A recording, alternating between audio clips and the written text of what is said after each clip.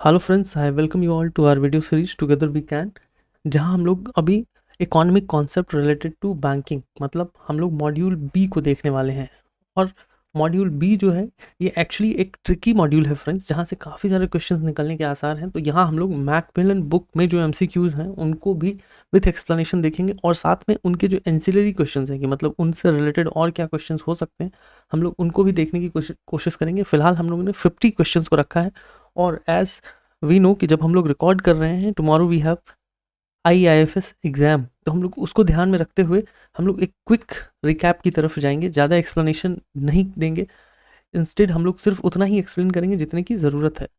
आपको पता है कि यूनिट 12 to 19 जहाँ it starts from fundamental and goes up to union budget, तो हम लोग उसको देखेंगे। ये हमारे पैकेजेस हैं, ये हम लोग ऑलरेडी काफ़ी सारे वीडियोज़ में बोल चुके हैं, तो हम लोग इसको यहाँ फिर से एलोबरेट नहीं करेंगे। ओनली जो अर्ली 50 code है, this code will be valid for the students who are coming from this video.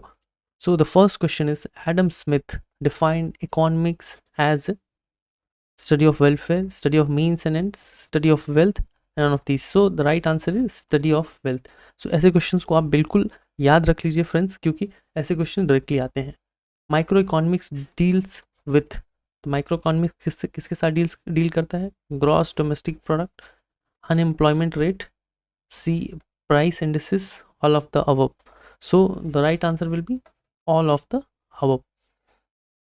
तो फ्रेंड्स यहाँ हम लोग ज़्यादा एक्सप्लेन नहीं कर रहे हैं, जहाँ एक्सप्लेनेशन की ज़रूरत होगी वहाँ मैं एक्सप्लेन कर दूंगा, otherwise will go in a rapid mode. So who is considered as the founder of the field of modern economics? So Lionel Robbins, Amartya Sen, Adam Smith, professor Alfred Marshall. So the right answer is Adam Smith. So friends यहाँ देखिए कि Adam Smith जो है उनको father of modern economics भी कहा जाता है। हिज बुक, इनका एक बुक था वेल्थ ऑफ नेशन। ऐसे क्वेश्चंस भी आते हैं बुक्स वगैरह से रिलेटेड, तो ये आपने एक बार को बस देख लेना है। The fourth question, micro economics is concern with the behaviour of किनके behaviour? Gross domestic product, individual entities, economy as a whole. So the right answer is individual entities. End refers to what? So end refers to demand, resources, utility, wants. So it is wants only. Market economy is one. Market economy क्या है? In which individuals or private firms make the major decisions about production and consumption. In which government makes all the important decisions. A and B. तो जब market economy की बात हो रही है then only the first one की जो private firms हैं वो जब डिसीजन लेंगे वही। इंडिया किस तरह की इकोनॉमी है? लाइक कैपिटलिस्टिक है, सोशलिस्टिक है, मिक्स्ड है। तो India is a mixed economy. अभी लेस फेयर इकोनॉमी क्या होता है? लेस फेयर इकोनॉमी में extreme case of market economy, extreme case of command economy, extreme case of mixed economy, none of these. So the right answer is extreme case of market economy. Market economy is also known as क्या होता है? Capitalistic economy. Friends हम लोग ये वही questions pick कर रहे हैं जो मैकमिलन बुक के टेल में लगे हैं, मतलब जो पीछे की तरफ है। अगर वो क्वेश्चंस वहाँ हैं तो डेफिनेटली वहाँ से कुछ क्वेश्चंस हम लोग एक्सपेक्ट कर सकते हैं। Which of the following is the capitalistic economy? England, China, India, no, none of these भी नो हो गया। अभी China and England. So England is the capitalistic. अभी demand scheme schedule is what? So demand schedule क्या होता है? यहाँ पर सिंपली आप देखिए कि प्राइस और क्वांटिटी इन दोनों का जो रेशियो होगा, मतलब जो एक्सिस होते हैं ना, एक्स एक्सिस वाई एक्सिस, तो इसमें प्राइस एंड क्वांटिटी इनका जो रेशियो है वही है आपका डिमांड शेड्यूल। और उसमें होता क्या है कि जैसे जैसे प्राइस जो है इंक्रीज होगा, मतलब प्राइस आप यहाँ जैसे जैसे बढ़ते जाएंगे ऊपर की तरफ, जो क्वांटिटी है, सप्लाई जो मतलब जो डिमांड है वो डिक्रीज होता जाएगा। तो इस तरह से मतलब कि देखिए आपकी प्राइस जो है वो बढ़ रही है और आपकी जो क्वांटिटी है, मतलब जो सप्लाई है, जो डिमांड है, वो डिक्रीज हो। Market demand curve obeys the law of downward sloping demand, upward sloping demand, law of diminishing. तो लॉ ऑफ डाउनवर्ड स्लोपिंग, तो डाउनवर्ड स्लोपिंग मतलब क्या हो गया आप समझ गए हैं। Force behind the demand curve. अभी डिमांड कर्व के पीछे के फोर्सेस कौन कौन से हैं? तो उसमें है exceptional about future economic conditions, average income, cost of production. तो इसमें एक्चुअली जो होता है वो ए एंड बी है, कि मतलब जो एक एक्सपेक्टेशन है फ्यूचर इकोनॉमिक कंडीशन को लेके वो, और एंड एवरेज इनकम, ये दोनों फोर्स जो हैं वो कर्व को अफेक्ट करते हैं। डाउनवर्ड स्लोपिंग कर्व जो है उसके रिलेटेड जो क्वांटिटी है, वो क्वांटिटी कौन सी क्वांटिटी है, that is supply quantity, income, price, demand. So we know shift in supply means कि when the change in factor other than goods own price affected the quantity supplied, when change in goods owned by affected the quantity supplied, both A and B। तो यहाँ पे क्या होगा कि आप देखिए बहुत सारे फैक्टर्स जो हैं उसके बारे में लिखा हुआ है जो शिफ्ट को क्रिएट करते हैं। Cost of production, technology change, government policy change, number of sellers increase हो जाना। तो ऐसे करके बहुत सारे फैक्टर्स हैं जो फैक्टर्स इनको अफेक्ट करते हैं। Equilibrium price is at market known as, इसको हम लोग क्या बोलते हैं, मार्केट क्लियरिंग सेल। अभी forces behind the supply curve, अभी सप्लाई कर्व में क्या होता है कि cost of production, technological advancement, government policies, all of the above. तो all of the above will be the right answer. ये सारे ही फोर्सेस जो हैं वो बिहाइंड है। अभी supply curve related to quantity, related to क्या, प्राइस। कि इसमें क्या होता है कि प्राइस जो है वो जैसे जैसे इंक्रीज होगा, क्वांटिटी जो सप्लाइड होगा, मतलब जो सप्लाई, क्योंकि डिमांड जो है वो कम होगा तो सप्लाई भी रिड्यूस होना है। Market equilibrium comes at the price at which quantity demanded equal to quantity supplied. Money supply refer to the amount of money in bank, the amount of money with public, the amount of money in circulation with the economy. So amount of the money circulation in the economy ये जो है money supply के term में आता है। अभी narrow money, तो narrow money consist of currency with public, demand deposit, other deposits with RBI. तो यहाँ पे आपको एक M1 का कॉन्सेप्ट पता होगा, और जो M1 है वो यही है। सो the right answer will B this one. और सो फ्रेंड्स हम लोग यहाँ पे एक और आपको ये दिखा दे रहे हैं कि देखिए ये जो M1 है वो, ये हम लोगों के जो EPDF नोट्स है उसका पोर्शन है, हम लोग वहाँ से रेफर कर रहे हैं कि M1 जो नैरो मनी है वहाँ क्या है कि currency with public, demand deposit with banking system and other deposits with RBI. ये जो है ये M1 नैरो मनी है। अभी M2 की बात करें तो उसमें M1 आएगा और साथ में savings deposit of post office savings banks.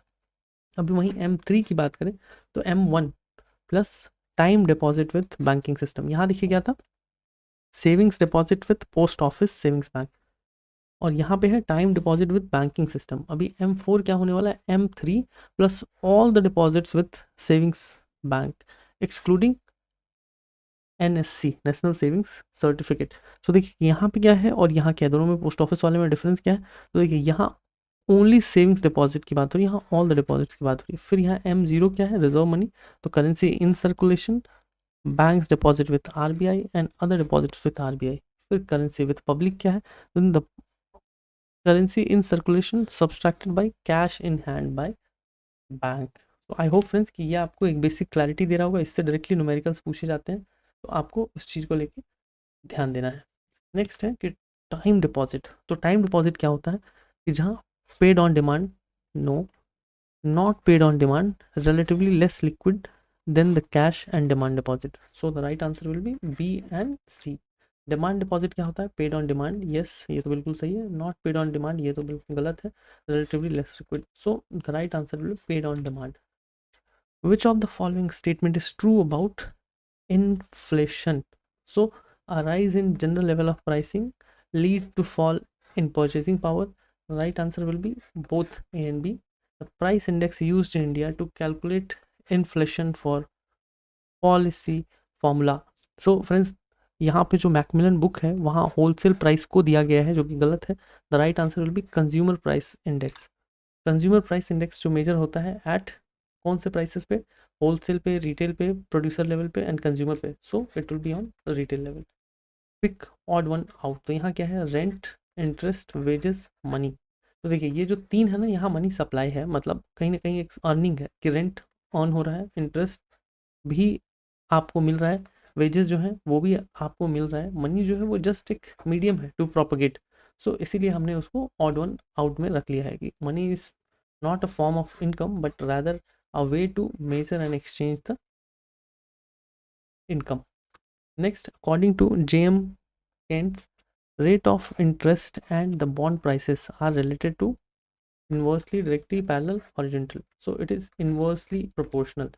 So Keynes explained interest in terms of purely real forces, economic forces, monetary forces, social forces. So it is about monetary forces only. The initial LM stands for liquidity model, liquidity preference and money supply equilibrium, liquidity and money model, liquidity and money. So the liquidity preferences and money supply equilibrium. IS curve is derived from classical theory, liquidity preference theory, law of diminishing marginal utility theory, law of equimarginal theory. So it has come from classical theory only. LM curve is derived from Keynesian liquidity preference theory of interest. तो इनको आप एक बार read कर लेंगे friends. अगर आप इनको देख रहे हैं, एक बार ही आपने देख लिया तो एटलीस्ट मार्केट अगर एग्जाम में आता है तो आप इसको आसानी से मार्क कर पाएंगे. Business cycle is also known as entrepreneur cycle, economic cycle, vicious cycle, none of the. So it is one economic cycle only. So pick odd one out. वो क्या है? Boom, recession, slowdown, recovery. So this three are the stages. ये slowdown जो है मेरे को stage नहीं दिख रहा है. So this is the odd one. Underemployment of both men and material is characteristic of which phase? Depression, boom, recovery और recession. So it is of depression. So friends हम लोग सबसे पहले इस कर्व को एक बार रिकॉल कर लेते हैं. तो देखिए सबसे पहले कैसे होता है ना कि कोई बिजनेस ऐसे पीक तक जाता है. एक चार्ट हमने बना दिया. ये अब ये क्या है? ये बूम है. कि मतलब यहाँ से ये जो स्टेज है ना ये बूम है ऐसे समझते हैं. यहाँ से जो ये स्टेज है ये रिसेशन है. अब यहाँ से जो ये स्टेज है ये डिप्रेशन है. एंड फिर जब यहाँ से फिर से एक बार को ऊपर की तरफ बूस्ट होता है तो इसको हम लोग रिकवरी स्टेज कहते हैं. तो जब अंडर एम्प्लॉयमेंट जो है कि मतलब लोग जहाँ 2 लोगों की जगह है वहाँ पे 5 लोग कम पैसे में काम करने के लिए तैयार हैं, तो वो डिप्रेशन वाला स्टेज होता है. क्योंकि रिसेशन वाले में तो हमको पता ही नहीं लग पाता है कि हम कब डिप्रेशन की तरफ आ गए. Which phase of the business cycle is known as crisis. तो क्राइसिस वाला फेज जो है वो है रिसेशन. कि मतलब आप पीक पे हो फिर वहाँ से आप क्राइसिस हो रहा है आपको, आप क्राइसिस की मैनेजमेंट करते करते आप डिप्रेशन में चले जाते हैं, डिप्रेशन वाले स्टेटस में चले जाते हैं. Bank rate is also referred as discount rate, subsidy rate, marginal rate, none of the above. So it is discount rate only. और साथ में फ्रेंड्स की जो बैंक रेट होता है ये वही रेट है जिसपे जो सेंट्रल बैंक है, interest at which central bank lend money to commercial banks. की मतलब बैंक्स को जो पैसे की ज़रूरत होती है आरबीआई से तो वो बैंक रेट पर ही उनको देते हैं. And this is one discount rate. CRR is cash reserve ratio.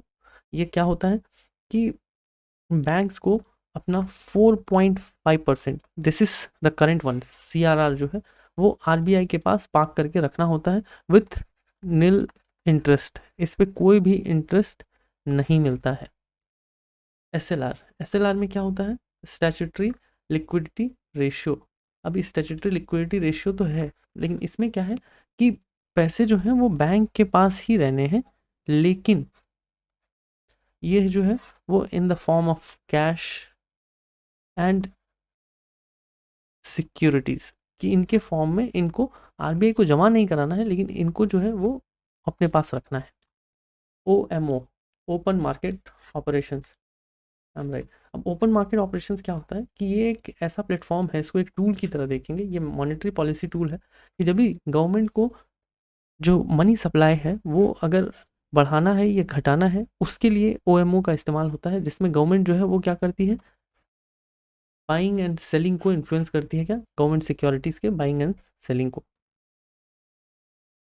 Next question हम लोग आ रहे हैं friends. FRBM, so Finance Fiscal Responsibility of Business Management Act, Fiscal Role, Fiscal Responsibility and Budget Management Act. FRBM Act enacted as a law in 2003. So friends इसको आप एक बार को learn कर सकते हैं. Personal consumption expenditure of household divided into Durable goods, non-durable goods, services, all of the above. So the right answer is all of the above. The factors of productions are land, labor, capital, asset, machineries, money, land, labor, capital, and entrepreneur.